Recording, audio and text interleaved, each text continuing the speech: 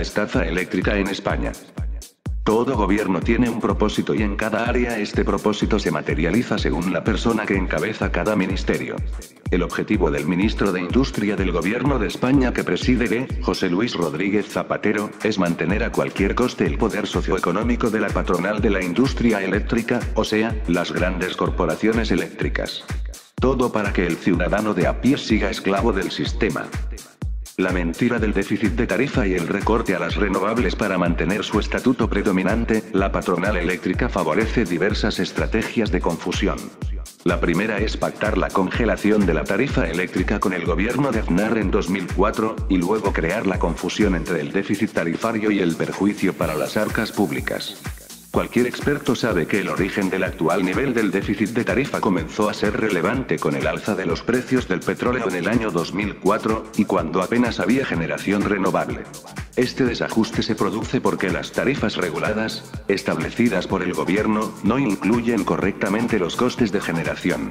Estas tarifas no han sufrido variación significativa en los últimos años para los consumidores particulares, a pesar de que habría sido una vía para frenar el déficit e incentivar el ahorro energético. Pero el déficit tarifario no es la única maniobra de distracción. La patronal eléctrica sigue succionando al pueblo español con el sistema de tarifa de compra-venta de electricidad en el mercado nacional de electricidad. España es un país exportador de electricidad. Las infraestructuras de interconexión solo persiguen el negocio de las eléctricas pagadas con los impuestos ciudadanos. El precio de la electricidad depende de varios factores. Sin embargo, muy al contrario de lo que se ha insinuado, las energías renovables han contribuido de manera significativa, junto con otras circunstancias, a bajar los precios del mercado eléctrico en los últimos años. En concreto, hemos pasado desde niveles de 7 céntimos por kWh en diciembre de 2007 a los 3 céntimos por kWh en diciembre de 2009, un dato público y objetivo. Esto es debido a que, al entrar en la red, las renovables desplazan a las fuentes más caras y consiguen un menor precio de casación. Dada la estructura de la tarifa, son los consumidores industriales los que en mayor medida se han beneficiado de esa reducción de los precios pagados a la generación de la electricidad. Pero esta reducción del coste de generación las comercializadoras de electricidad no la repercuten a los consumidores porque estos consumen electricidad a precio de una tarifa regulada. La responsabilidad de la subida de la electricidad no es imputable a las renovables. En cambio, sí son responsables de los desmanes eléctricos las centrales nucleares e hidroeléctricas que se han zampado casi 1.500 millones de euros en el año 2010 cuando se trata de centrales amortizadas. El déficit de tarifa se situaba a finales del 2010 en 20.000 millones de euros. De modo que por un lado venden déficit de tarifa, por el otro consiguen incrementos en la tarifa de los 24 millones de usuarios cautivos, familias españolas. Solo con el cambio de tarifa anual y el sistema de lectura estimada se permite que puedan cobrarse a precio nuevo los kWh consumidos el año anterior. De modo que se estiman por este procedimiento irregular unos beneficios de 1.000 millones de euros para las comercializadoras eléctricas. Y todo esto también hace de cortina de humo para que no suba la electricidad a los grandes consumidores, la gran industria que compra en el mercado liberalizado, pero que consume el 60% de los kWh generados con una tarifa de bajo precio y que no computa en el déficit de tarifa. Finalmente, se cierra el círculo del poder eléctrico sobre el Ministerio de Industria solicitándole mano dura contra las renovables mientras estas siguen ganando pingües beneficios. Solo Endesa o Gas Natural Fenosa suman entre ambas un beneficio en 2010 de más de 4.500 millones de euros. Con la aparición de la generación renovable, el lobby eléctrico español ha insistido en que son los culpables de su incremento. La opinión pública no tiene datos reales de lo que pasa, porque la prensa nacional está comprada con publicidad en los principales periódicos de España. Además, han generado un complejo sistema para que no sea fácilmente comprensible. En cualquier caso, las renovables en este país, como reconocía un estudio reciente de la Asociación de Productores de Energía Renovable, han generado 99.850 empleos, ha contribuido al PIB en 8.760 millones de euros y ha ahorrado al precio de generación eléctrico 4.836 millones, aumenta a ahorrar importaciones por valor de 2.137 millones de euros. La mentira de recortar las primas a las renovables para reducir gasto público sale por todas partes. Valeriano Ruiz, experto en energía solar, advertía que en el régimen especial de producción de electricidad no se incluyen únicamente fuentes de energía renovable, aunque a algunos les interese ocultarlo sistemáticamente. También se incluyen los residuos sólidos urbanos y los combustibles fósiles, especialmente el gas natural para las instalaciones de cogeneración. De hecho, de los 6.000 millones que representaron las primas en 2009, más de 1.000 millones fueron destinados al gas. Sin embargo, suele aludirse solo al coste de las renovables. Aunque el gobierno español erró claramente en su intento de copiar el modelo alemán para desarrollar las renovables, lo cierto es que se propició una importante inversión en este sector. Inversión que avalaba normas jurídicas para garantizar el retorno de las mismas con un cierto beneficio. Esto ha hecho que empresas y personas hayan depositado en los planes sobre energías renovables unos activos por valor de 70.000 millones en los últimos 10 años, y esto ha dado lugar a los puestos de trabajo antes citados. Cambiar ahora el contexto con un recorte retroactivo significa no solo retroceder el camino andado, sino crear una inseguridad jurídica para el futuro de otras inversiones en nuestro país. Además crea un precedente de desprestigio al estilo de República Bananera.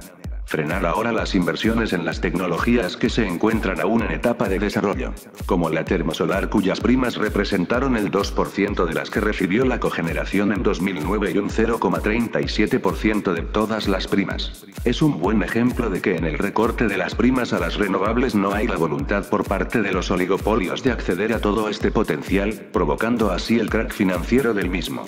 Endesa ha presentado al registro de preasignación de renovables proyectos eólicos que suman 1.174 megavatios. Los expresidentes vendidos al poder eléctrico y otros escándalos políticos. No hay nada limpio en las corporaciones eléctricas de este país. A la luz de los taquígrafos de la prensa española, incluso estando compradas, se pueden leer los desmanes cometidos por los últimos ministros de Industria. Aprecien también que desde 1996 hasta 2008, 12 años esencialmente han sido políticos catalanes, ya sean del PP o del PSOE. Y no es pura casualidad, pues una empresa poderosa energética catalana está en la sombra del gobierno Gas Natural Fenosa. Lo podemos apreciar en el aspecto monopolístico bien presente del gas metano en España. Incluso la política con los países del Magreb está relacionada con el hecho que Argelia es el principal suministrador de gas natural Fenosa. También hay denuncias de las empresas competidoras europeas, por ejemplo, Gas France, sobre la imposibilidad de competencia por los abusivos peajes en el uso de los gasoductos por otras compañías. Tampoco es inocente que tengan al expresidente Felipe González como consejero de Gas Natural Fenosa. Por su parte, Endesa, privatizada en la era Aznar, tiene a este expresidente en nómina como consejero. En fin, que fácilmente uno puede pensar que les devuelven los favores realizados a su favor. Y en todo caso hay algo claro: a pesar de la subida del precio del crudo, los oligopolios energéticos españoles no han cesado en tener beneficios económicos suculentos.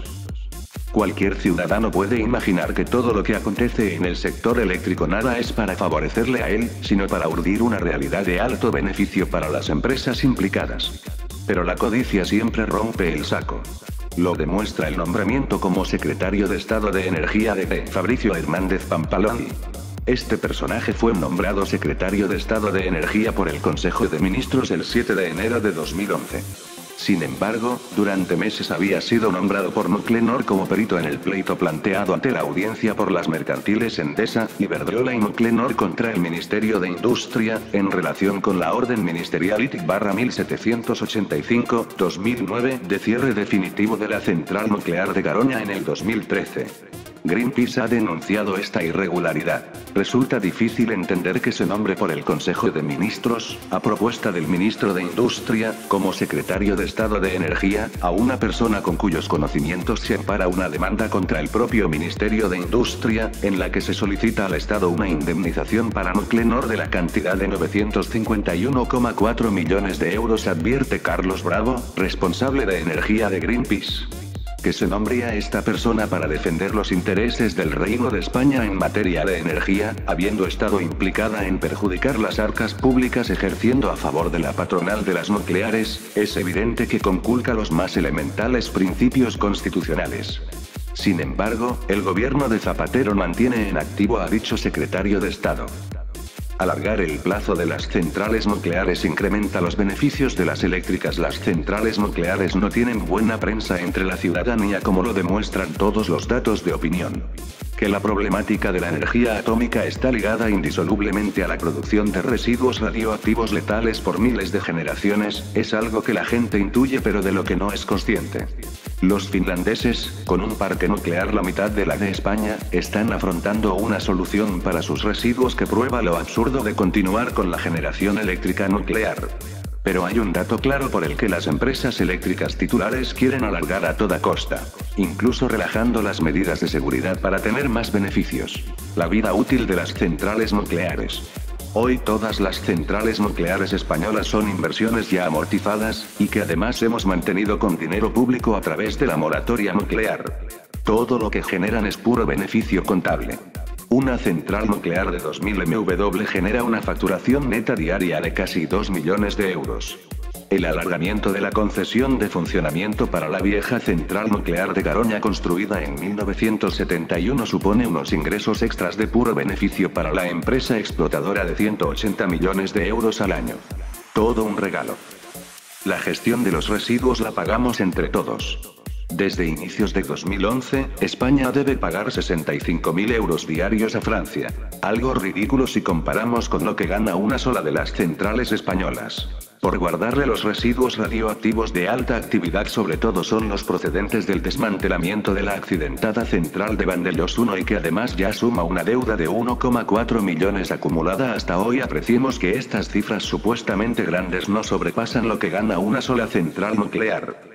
Con esta excusa se argumenta que la indecisión política de no haber optado todavía por un lugar para ubicar el almacén de residuos nucleares obliga a un despilfarro inaceptable en tiempos de crisis. Pero no dicen que el almacén temporal centralizado no es más que un parche que puede costar millones de euros, ya que no es la opción definitiva. Por eso nuestra opción es la objeción electronuclear. Por tanto, es lógico que la prensa atice el miedo con los siguientes falsos argumentos. El gobierno no debe retrasar por más tiempo la autorización para prorrogar la vida útil del máximo número de centrales nucleares, siempre que cumplan las exigencias de seguridad. Hay que ser conscientes, sin embargo, de que la prórroga de las nucleares en funcionamiento, pese a ser necesaria, no será más que un parche, ya que a 10 años vista se planteará el mismo problema que ahora. España ha perdido largos años en un estéril debate energético que, a diferencia de la mayoría de los países europeos, ha impedido apostar decisivamente por la energía nuclear. Una energía nuclear que ahora se revela imprescindible. Tampoco dicen que la energía nuclear es económicamente inviable a no ser que sea el Estado quien garantice las inversiones. Tampoco dicen que no hay compañía de seguros en el mundo capaz de asegurar los daños del accidente en una central nuclear. Tampoco dicen que una de las pocas centrales nucleares en construcción en Finlandia acumula una demora de más de 4 años y un incremento de presupuesto de más de 2.500 millones de euros. Contra toda esta realidad tenemos los estudios cada vez más claros de que antes del 2050 toda la electricidad generada en Europa podría ser de origen renovable. La estafa de la luz a través de los contadores eléctricos. Antonio Moreno Alfaro lleva años luchando para advertir sobre la estafa de contadores que afecta a unos 23 millones de usuarios que tienen alquilado el contador de la luz. Su compañía eléctrica le lleva cobrado ilegalmente por dicho alquiler casi 350 euros de media. El contador instalado en las viviendas le cuesta actualmente a las compañías eléctricas menos de 18 euros. Su autor pone a disposición de los usuarios una página web para ayudarnos a recuperar la cantidad que nuestra compañía eléctrica nos haya cobrado ilegalmente por el alquiler del contador. Para ello, ha desarrollado un programa informático expresamente para esta aplicación, en donde basta solo con teclear los datos personales del consumidor para saber la cantidad que nuestra compañía eléctrica ha cobrado ilegalmente. La estafa, sus antecedentes, planificación y ejecución, nos advierte de que las grandes corporaciones eléctricas españolas llevan cobrando ilegalmente 7.500 millones de euros a 23 millones de personas. Cantidad que se incrementa cada día en más de 600.000 euros. Todo ello se basa en la utilización impune del BOE desde 1984 para estafar como mínimo la mitad de esos 7.500 millones de euros.